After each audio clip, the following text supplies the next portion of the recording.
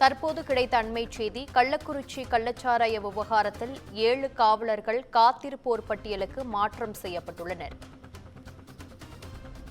கள்ளச்சாராயம் வியாபாரிகளுடன் தொடர்பு வைத்துக் கொண்டு சாராய விற்பனைக்கு உடந்தையாக இருந்ததாக காவலர்கள் மீது புகார் எழுந்துள்ளது. இதனையடுத்து 7 காவலர்கள் காத்திருப்போர் பட்டியலுக்கு மாற்றம் செய்யப்பட்டுள்ளனர். கள்ளக்குறிச்சி தனிப்பிரிவு காவல் ஆய்வாளர் சண்முகம் உட்பட 7 பேர் காத்திருப்போர் பட்டியலுக்கு மாற்றம் செய்யப்பட்டுள்ளனர். இதுகுறித்த கூடுதல் விவரங்களை எமது செய்தியாளர் சிவபிரகாசம் வழங்க கேட்கலாம். இதுகுறித்த கூடுதல் விவரம் என்ன சிவபிரகாசம்? வணக்கம் சுகன்யா.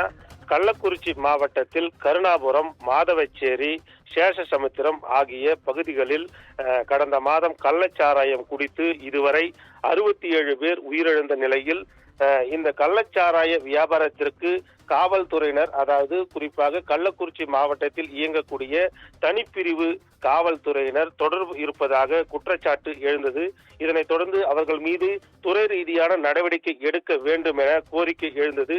அதனைத் தொடர்ந்து விழுப்புரம் சரக டிஐஜி திஷா மிட்டல் அவர்கள் தற்போது கள்ளக்குறிச்சி மாவட்ட தனிப்பிரிவு இன்ஸ்பெக்டராக இருக்கக்கூடியவர் சண்முகம் மற்றும் சிறப்பு சப் இன்ஸ்பெக்டர்கள் சுப்பிரமணியன், ராஜேந்திரன் மற்றும் தனிப்பிரிவு போலீசார்கள் பாலசுப்பிரமணியன், கணேஷ், சிவஜோதி, சரவணன் ஆகிய 7 பேரையும் காத்திருப்போர் பட்டியலுக்கு மாற்றி உத்தரவு பிறப்பித்துள்ளார். இவர்கள் கள்ளச்சாராய விற்பனைக்கு தொடர்பு இருப்பதாகவும் மேலும் கள்ளச்சாராய வியாபாரிகளுடன் கூட்டு வைத்துக் கொண்டு இந்த கள்ளச்சாராய விற்பனை கண்டுகொள்ளாமல் இருந்ததாக குற்றச்சாட்டு எழுந்ததின் அடிப்படையில் தற்போது இவர்கள் 7 பேரையும் காத்திருப்போர் பட்டியலுக்கு மாற்றி உத்தரவு பிறப்பிக்கப்பட்டுள்ளது.